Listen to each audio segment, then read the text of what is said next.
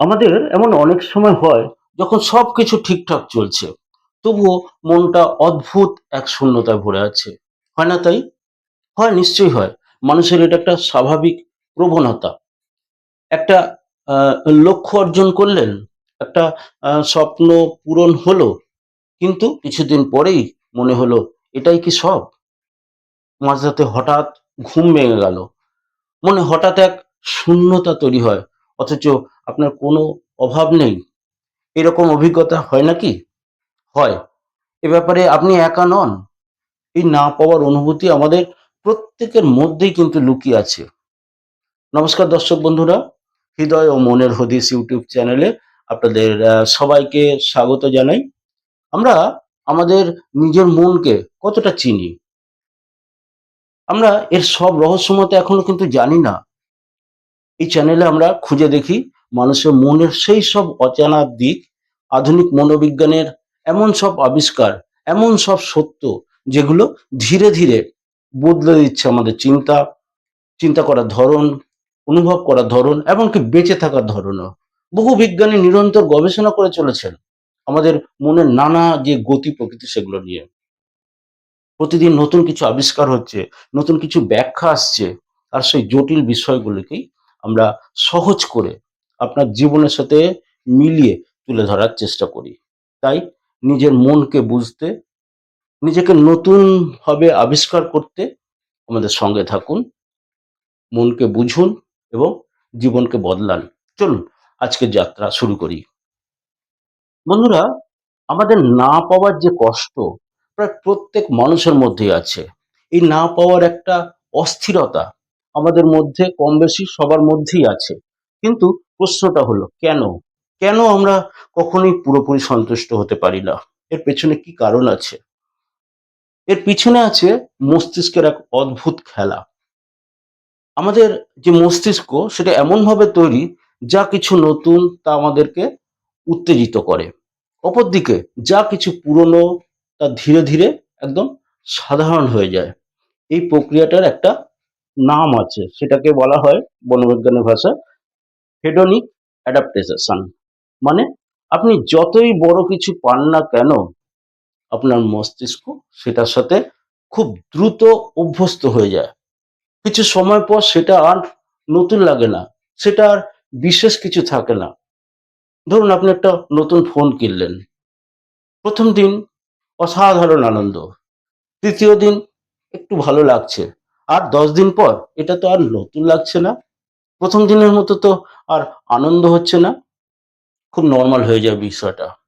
একই জিনিস ঘটে টাকা, সম্পর্ক, সাফল্য এবং আরো অনেক কিছুর সাথে এই একই ঘটনা ঘটে। যত পুরনো হয় আমরা সেগুলো ভুলে যাই। তাই আপনি যতই পান মনে হয় আরো কিছু দরকার, আরো কিছু পাওয়া দরকার। কারণ আপনি আনন্দ খুঁজছেন না। আপনি কি খুঁজছেন? আপনি খুঁজছেন একটা নতুন উত্তেজনা, নতুনকে পাওয়ার যে আনন্দ সেইটা পেতে চাইছেন। আরেকটা বড় বিষয় হলো তুলনার বিষ। তুলনা করা। তুলনা যা কম্পারিসন, এটা একটা কিন্তু নীরব ঘাতক, ভয়ংকর ঘাতক। আজকের পৃথিবীতে আপনি নিজের জীবনকে বিচার করছেন কিভাবে? না অন্যের সাজানো জীবনের সাথে তুলনা করে। দেখবেন সোশ্যাল মিডিয়ায় সবাই কেমন হাসছে, সবাই সফল, সবাই যেন নিখুঁত, সবাই কি আনন্দ করছে, ঘুরছে, খাচ্ছে, মস্তি করছে। কিন্তু আপনি কি জানেন? আপনি তাদের যে বেস্ট মোমেন্ট সেগুলো আপনি দেখছেন। কিন্তু তাদের নিজের যে রিয়াল যে স্ট্রাগল সেটা কি আপনি অনুভব করেছেন কখনো?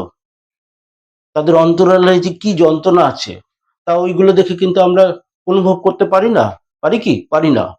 ফলে নিজেকে তখন অপূর্ণ, অসুখী মনে হতে থাকে। অথবা আপনার অনেক কিছুই আছে যা তা নেই সেটা কিন্তু আপনি অনুভব করেন না তখন। এই অসম লড়াইতে আপনি কিন্তু কখনোই জিততে পারবেন না। তুলনা একটা চোর। হ্যাঁ, ঠিকই শুনছেন, তুলনা একটা চোর। আপনার সুখ, শান্তি সবকিছু কিন্তু সে চুরি করে নেয় এই তুলনা করার অভ্যাস। যা আপনার যা আছে, যার জন্য আপনি কৃতজ্ঞ, সেই সব কিছু কিন্তু সে চুরি করে নিয়ে চলে যায়। কারণ আপনার যা মূল্যবান আছে তা কিন্তু আপনার পূরণ করে না। কারণ অন্য কারো কাছে আপনি আরো বেশি আছে এই তুলনা করার যে মানসিকতা আমাদের কিন্তু একদম শেষ করে দেয়। আরেকটা গুরুত্বপূর্ণ বিষয় হলো ভবিষ্যতের ফাঁদ। আপনি কখনো নিজেকে বলেছেন যে আরেকটু টাকা পেলেই আমি খুশি হয়ে যাব। একটু ব্যাংক ব্যালেন্স থাকলে আমি খুশি হয়ে যাব, বা এই প্রমোশনটা পেলেই আমার জীবন সেটেল হয়ে যাবে, বা এই মানুষটাকে পেলেই আমার সবকিছু ঠিক হয়ে যাবে। আসলে আমরা সবসময় একটা ফিউচার ভার্সন তৈরি করি যেখানে আমরা সুখী হব, মানে সেই জায়গায় পৌঁছলে আমরা সুখী হব। কিন্তু বাস্তবতাটা কি? আপনি যখন সেই জায়গায় পৌঁছান, মন আবার একটা নতুন জিনিস, নতুন একটা লক্ষ্য তৈরি করে। এটা একটা এন্ডলেস লুপ, একটা সীমাহীন ফাঁদ, একটা দৌড় যার কোনো শেষ নেই। আপনি দৌড়াচ্ছেন, কিন্তু কোথায় পৌঁছাতে যান তা আপনি নিজেই জানেন না।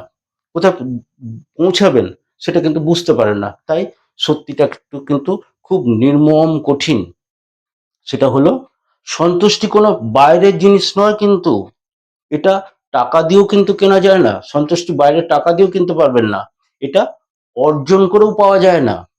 সন্তুষ্টি হচ্ছে একটা আমাদের মানসিক অবস্থা, যেটা আপনি নিজের ভেতরে তৈরি করেন। আপনি যদি আজ যা আছে তাতে খুশি না হন, তাহলে আগামীকাল যা পাবেন তাতেও কিন্তু আপনি সুখী হবেন না। এটা খুব বাস্তব কথা। কারণ সমস্যা আপনার পরিস্থিতিতে নয়, সমস্যা আপনার দৃষ্টিভঙ্গিতে। তাহলে কিভাবে এই যে অসন্তুষ্টির ফাঁদ, তার থেকে আমরা বের হতে পারবো? প্রথমত কৃতজ্ঞতা চর্চা করুন। প্রতিদিন যেগুলোর জন্য আপনি কৃতজ্ঞ সেগুলো লক্ষ্য করুন, বা যেদিন যে ব্যাপারে আপনি কিছু পেয়েছেন, আপনি একটু খুঁজলে সেগুলো পেয়ে যাবেন। আপনি একটা পজিটিভ কিছু পেয়েছেন, সেটার প্রতি কৃতজ্ঞ থাকুন। ভাবুন যে এটার জন্য আমি কৃতজ্ঞ। ধীরে ধীরে আপনার মন শিখবে যা আছে সেটাতেই যথেষ্ট, সেটাতেই সন্তুষ্ট থাকা যায়। দ্বিতীয়ত তুলনা বন্ধ করুন। এটা একটা কড়া পদক্ষেপ নিন। আমরা সবাই জানি অন্যের সাথে তুলনা করা খারাপ। তা সত্ত্বেও আমরা কি করি? অন্যদের সাথে তুলনা করি। তাই খুব কড়া অবস্থান নিন যে আমি অন্য কারোর সাথে কোনো ব্যাপারে তুলনা করব না। আমি অনন্য। আমার গল্প আমারই। সেটা কারোর সাথে তুলনীয় নয়। আপনার একমাত্র প্রতিযোগী গতকালের আপনি। তাহলে যদি একটু ভালো হয় তাহলেই আপনি কিন্তু জিতেছেন। এই মানসিকতাটা কিন্তু আপনাকে তৈরি করতে হবে। আরেকটা গুরুত্বপূর্ণ বহুল চর্চিত বিষয় হলো বর্তমান মুহূর্তে বাঁচুন। এটা আমরা হামেশাই শুনি, কিন্তু বাস্তবে সেটা কিন্তু করি না। আমরা জ্ঞান পাবি, কিন্তু এটাকে সিরিয়াসলি করতে হবে। আপনি যখন খাচ্ছেন তখন শুধু খান। যখন কথা বলছেন তখন শুনুন। যখন কিছু আপনি দেখছেন সেটাই অনুভব করুন। কারণ সুখ কিন্তু ভবিষ্যতের নয়, এই মুহূর্তের মধ্যেই লুকিয়ে আছে আপনার অনুভূতি। তাহলে কি অতীত বা ভবিষ্যৎ নিয়ে আমরা ভাববো না? হ্যাঁ, ভাববো। তার জন্য দিনের একটা নির্দিষ্ট সময় ঠিক করুন।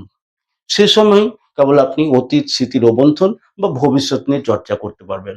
সারাদিন ধরে শুধুই অতীত রোমন্থন বা ভবিষ্যৎ নিয়ে চর্চা করা নিশ্চয়ই যুক্তিযুক্ত নয়। আপনি নির্দিষ্ট সময় সেটা করুন। তাই আধুনিক বিজ্ঞানে বর্তমানকে অতীত এবং ভবিষ্যতে চাইতে কিন্তু বেশি গুরুত্ব দিচ্ছে। চতুর্থত এনাফ শব্দটি শুনুন, যথেষ্টর কথাটা শুনুন। সবকিছুতেই আরো চাই, এটা দরকার নেই, এই মানসিকতাটা তৈরি করুন।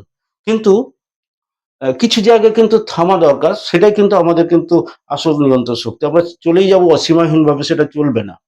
মনে রাখবেন, আপনি যদি সবসময় আরো খুঁজতে থাকেন, আরো, তাহলে আপনি কখনোই কিন্তু যথেষ্ট কিন্তু খুঁজে পাবেন না। সন্তুষ্টি কখনোই আসে না আরো কিছু পাওয়ার মাধ্যমে। এই জায়গায় একটা জায়গায় থামতে হবে। কারণ আমাদের চাওয়ার শেষ নেই। কিন্তু প্রকৃত যে সন্তুষ্টি আসে তখনই, যখন আপনি থেমে বলেন, যা আছে আমার সেটাই যথেষ্ট। এই থামাটা খুব জরুরি। যদি এই কথাগুলো আপনার হৃদয় স্পর্শ করে, বা আপনার এমন কোনো অনুভূতি আছে, তাহলে অবশ্যই কমেন্টে লিখুন। এবারে আপনাদের যে গুরুত্বপূর্ণ মতামত আমাদের কিন্তু সমৃদ্ধ করবে। যা বলার তা অবশ্যই লিখুন।